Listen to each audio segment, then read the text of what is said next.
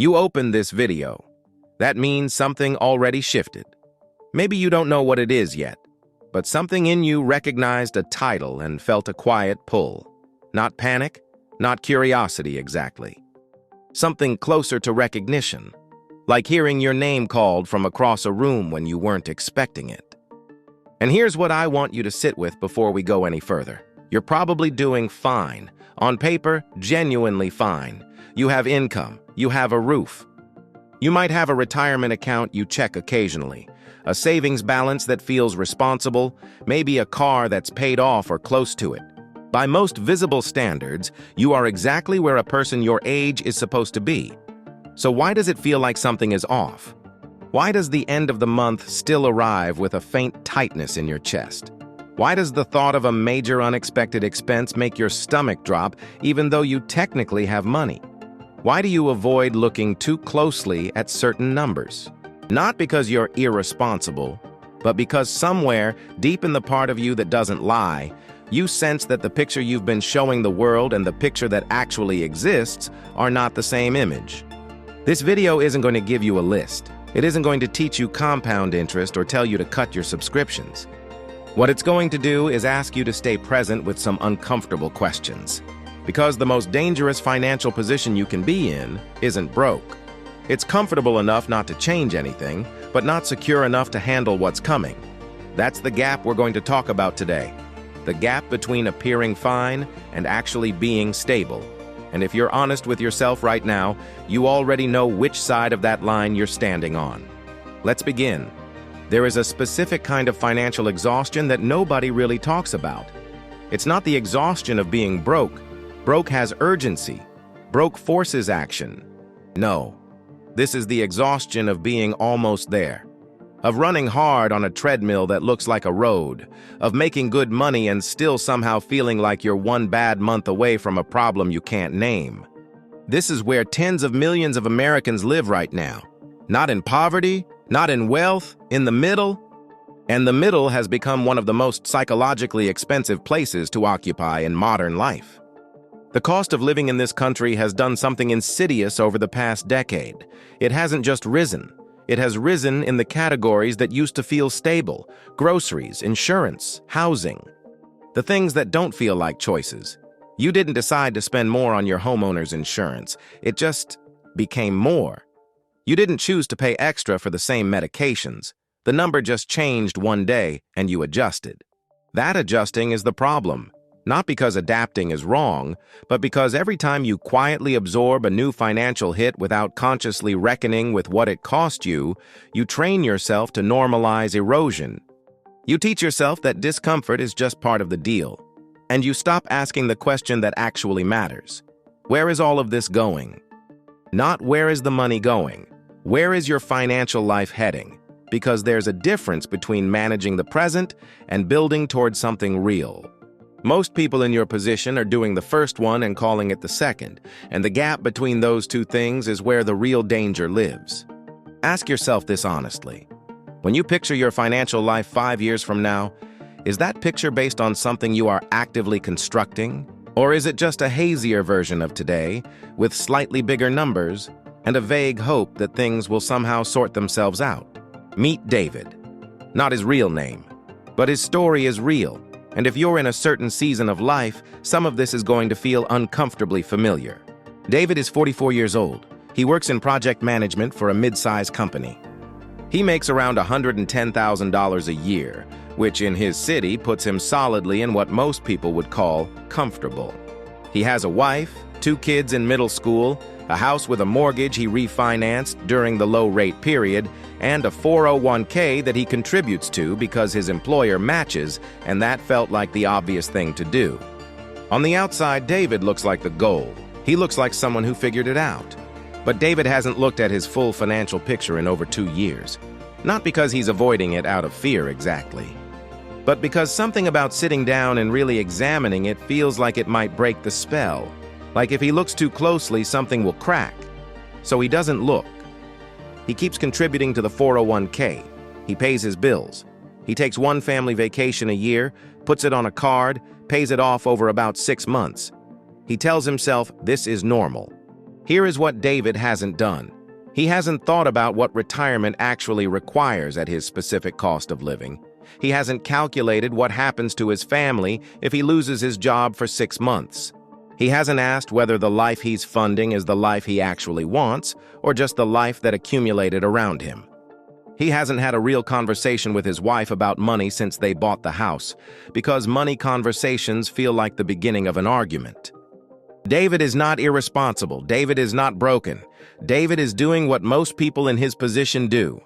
He is outsourcing his financial clarity to autopilot, and autopilot doesn't know what you want. It only knows where you've been. Does any part of that feel familiar? Here's a contrarian idea that almost nobody in personal finance will say out loud because it's not comfortable and it doesn't sell products. Saving money is not the same as building wealth. I'll say that again. Saving money is not the same as building wealth. Now, before you push back, hear what I'm actually saying. Saving is good. Saving is responsible. But saving without intention is just deferred spending. It's money sitting in a room with no purpose assigned to it, waiting for a crisis to give it one. And most people, especially people in their late 30s, 40s, and 50s, are saving in that way. Setting money aside because it feels right, because it's what you're supposed to do, without a clear understanding of what that money is supposed to become. Comfort is a beautiful thing. Comfort is also one of the most effective suppressors of necessary change that exists in human psychology. When things are uncomfortable enough, people act. When things are comfortable enough, people wait. And the financial industry, consciously or not, has built an entire ecosystem around keeping you comfortable enough not to ask dangerous questions. What's your number? Not a general retirement number from a calculator online. Your number, based on your actual expenses, your actual lifestyle, your actual vision for what the last 20 or 30 years of your life look like. Most people have never done that math, not because they're incapable, but because doing it requires confronting uncertainty, and uncertainty is uncomfortable. And we already established that comfort is very effective at keeping us still. Here's the thing about the illusion of stability. It's not that the illusion is stupid or that you should feel ashamed for living inside it. The illusion exists because it's constructed carefully, by the rhythms of a salary that arrives reliably, by the visible presence of a savings account balance, by comparison to people who are visibly struggling more than you are, by a cultural narrative that says, if you're not in crisis, you're fine. But stability and security are not the same thing. Stability is what things look like right now. Security is what things look like when circumstances change. And circumstances always change. Job markets shift. Health events arrive without scheduling appointments. Relationships restructure. Markets correct. The roof needs replacing. The car needs replacing.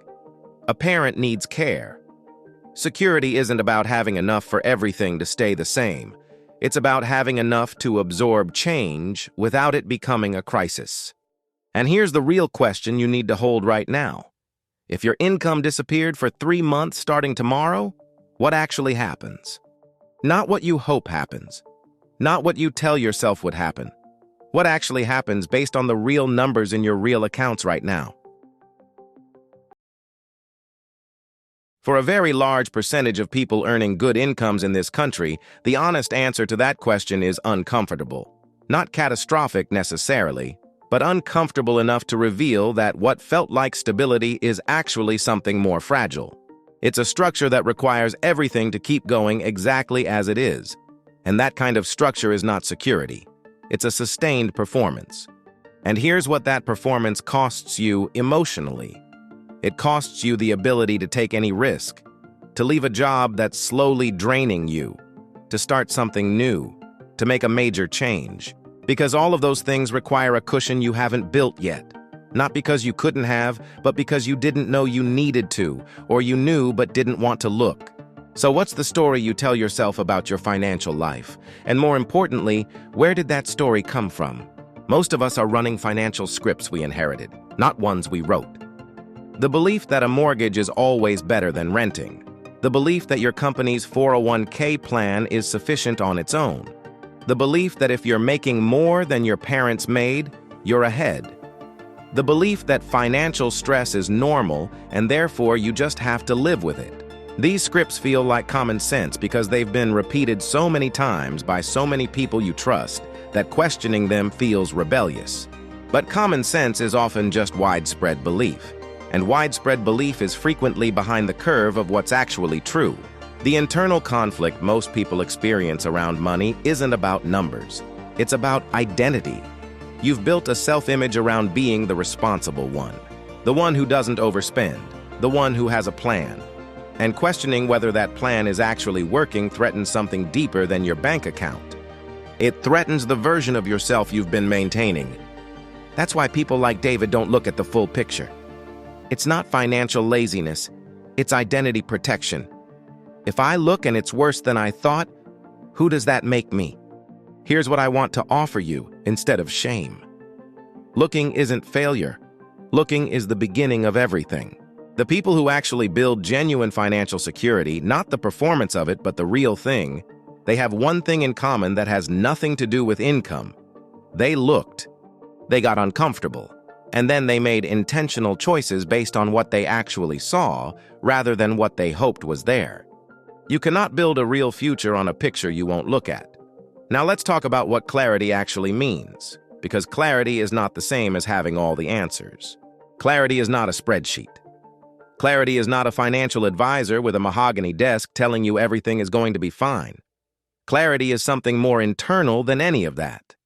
Clarity is the moment you stop managing the perception of your financial life and start engaging with the reality of it.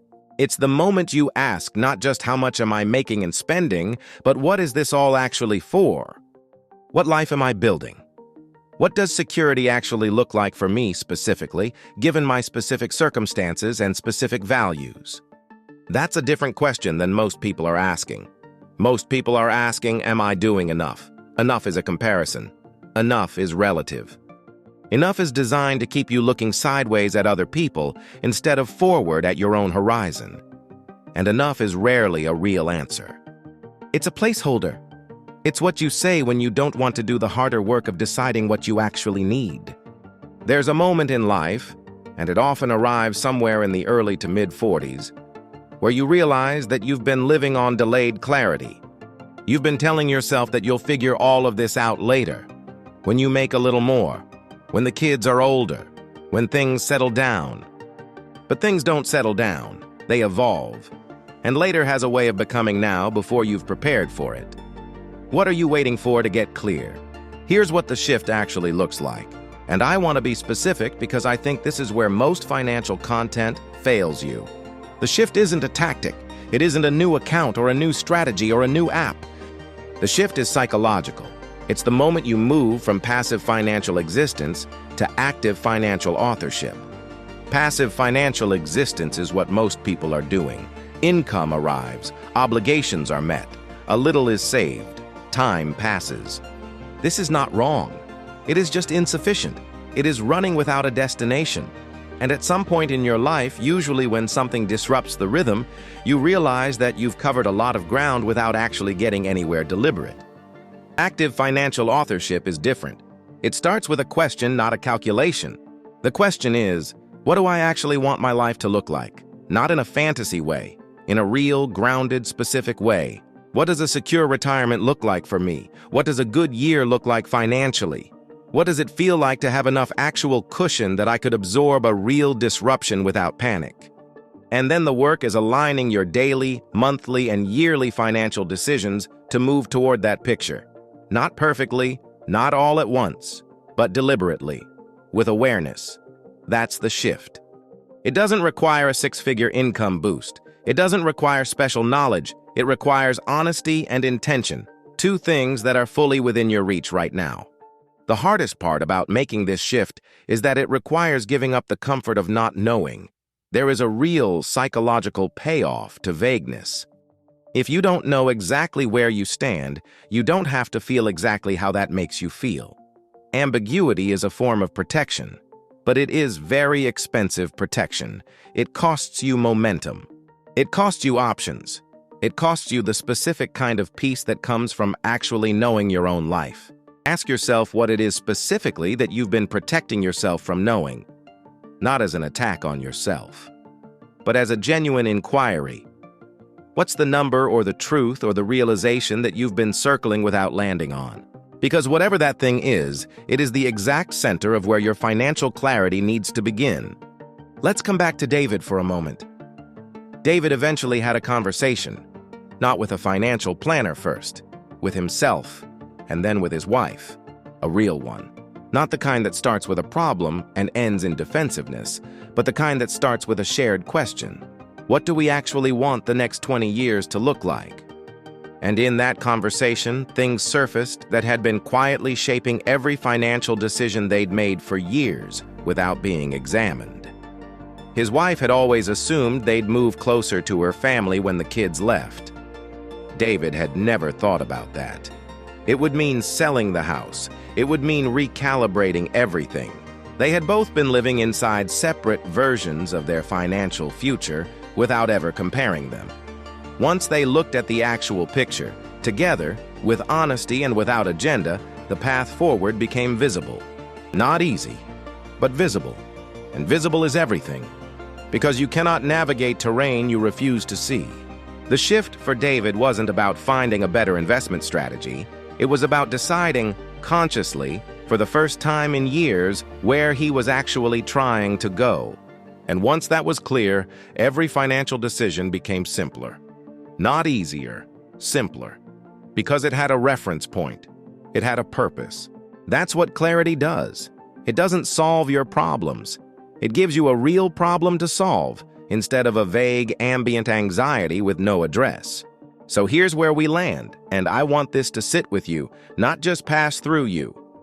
You are probably doing fine by the standards that the world around you has established, and those standards are insufficient. They were designed for a different economic era, a different cost of living landscape, a different set of risks than the ones you're actually living with today. Meeting those standards is not the same as being secure. It is not the same as building something real, and it is not the same as living with intention. The gap between where you are and where you need to be is not a gap in information. You have access to all the information you could ever need. The gap is in engagement, in honesty, in the willingness to look at your actual financial life, in its actual condition, and make actual decisions about what you want it to become. That requires something uncomfortable. It requires sitting with the possibility that some of what you've built is not as solid as it looks from the outside. It requires having conversations you've been postponing. It requires asking questions you don't have the answers to yet, and it requires accepting that financial clarity is not a destination you arrive at once. It's a practice, a regular return to honesty, a recurring decision to see your life clearly and act on what you see. The most financially secure people are not the ones who earned the most or who never made mistakes. They are the ones who develop the habit of staying honest with themselves about where they actually are and making intentional choices about where they actually want to go. That is entirely available to you. Right now, not when you earn more, not when things settle, not later. The question is whether you'll take that first uncomfortable step toward looking clearly at the picture you've been carefully not examining. Because here's the truth that this whole video has been building toward. The financial situation you're in right now is not permanent, but it will become permanent if you keep treating it like it's fine. The discomfort you're feeling as you watch this, that small, specific pressure somewhere in your chest that says, "This is about me," that is not a warning that something is wrong with you. That is your clarity arriving. That is the part of you that knows you're capable of more than maintenance, more than fine. Don't dismiss it this time. The next step isn't a purchase. It isn't a strategy. It is a conversation with yourself first about what you actually want, what you actually have, and what you're actually willing to do about the gap between those two things. That conversation is the beginning of the only financial transformation that actually lasts. Before we wrap up, make sure you join the Trip to Wealth Command Center, a powerful Google Sheet system that brings your income, spending, investing, and net worth together in one clean strategic dashboard. We're building it specifically for the way real people manage money. Think of it as your personal wealth HQ, a place to spot money leaks, uncover growth opportunities, track your investing habits, and use smart compound growth tools to see how small choices turn into long-term wealth. Join the early access list below to lock in your supporter discount. Every wealth plan needs a strategy. This is where yours starts. If you found value today, I highly recommend watching my next video. Do not forget to like, share, and subscribe to our channel. Also, feel free to leave your comment below, especially if this video made you think differently. I appreciate your support more than you know. Until next time, stay consistent, stay patient, and stay winning. See you in the next one, Money Magician.